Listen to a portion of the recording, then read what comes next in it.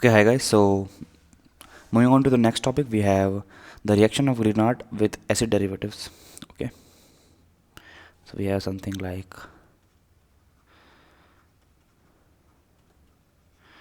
reaction of Grignard reagent with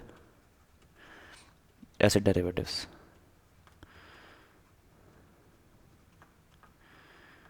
Okay,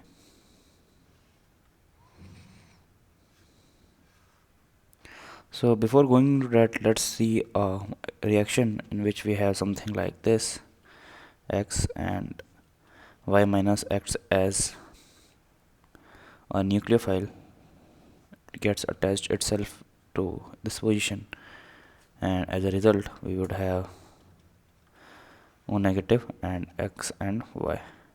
Then what happens is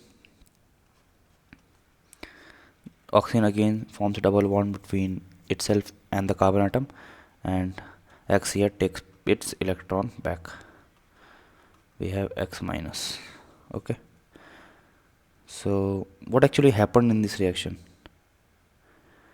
First, if you see that it's an example of addition reaction, and then we saw it's as an example of elimination reaction.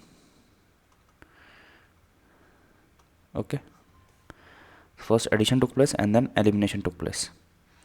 Okay, so but in the overall compound, if you can see from the reactant to the product side, it's a substitution only.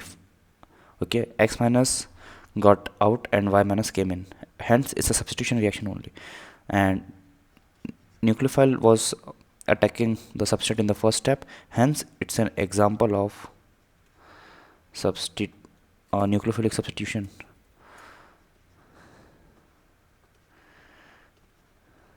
Okay, in which first addition and then elimination took place. Okay, hence we'll name this type of reactions as SNAE reaction. So nucleophilic substitution, addition, and then elimination. So it's an example of SNAE reaction. Okay, so let's discuss for what are the conditions for this reaction to take place. So conditions are first, X minus should be greater than the leaving group. X minus leaving group should be a better leaving group than Y minus. Only then the reaction will go into the forward direction, hence it will retract back. And second, Y minus should be a strong nucleophile.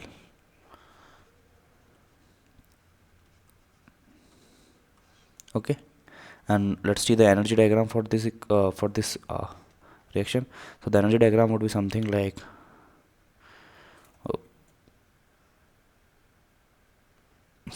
this. Okay, this is the energy diagram. This is the reactant, this is the intermediate, this is the product. Okay, so let's see a real example.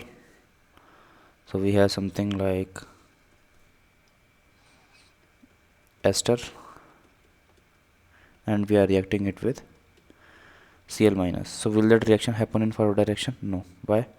Because if it happens, let us see what happens in the final product when a halide is formed and OET is released.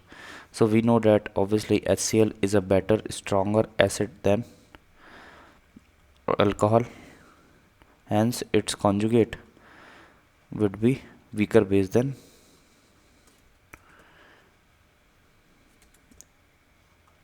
its conjugate. Hence we will have this as the weak base and this is the strong base. Okay, hence if it's strong, it would not go into the forward direction, as it is a strong base and it's a weak base. Okay,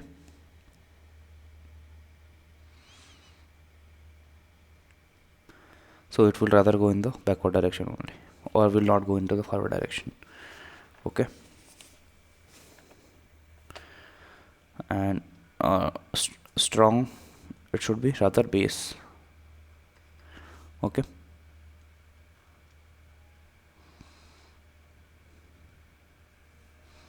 Now let's look at another example where we have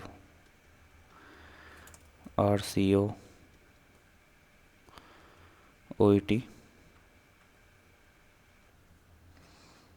Okay, now here we have something like a Grignard reagent, partial negative charge, MgBr. Now what will happen is, again this reaction, this CH3 minus will attack on this carbon atom again with the formation of OET minus.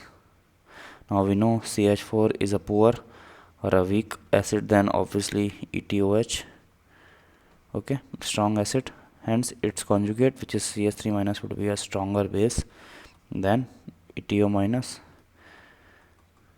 Okay, hence this is a stronger base than this, hence the reaction will go into the forward direction. Okay, let's see another example. Here we have a general pattern, like we have a leaving group and a CH3 MgBr here.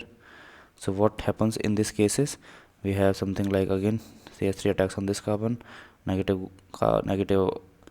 charge comes on oxygen atom, again it forms double bond and with the leaving of with the detachment of leaving group. So we'll have something like RC double bond O CH3 plus, obviously we'll have leaving group as a minus and Mg plus Br, and again this we got as the product.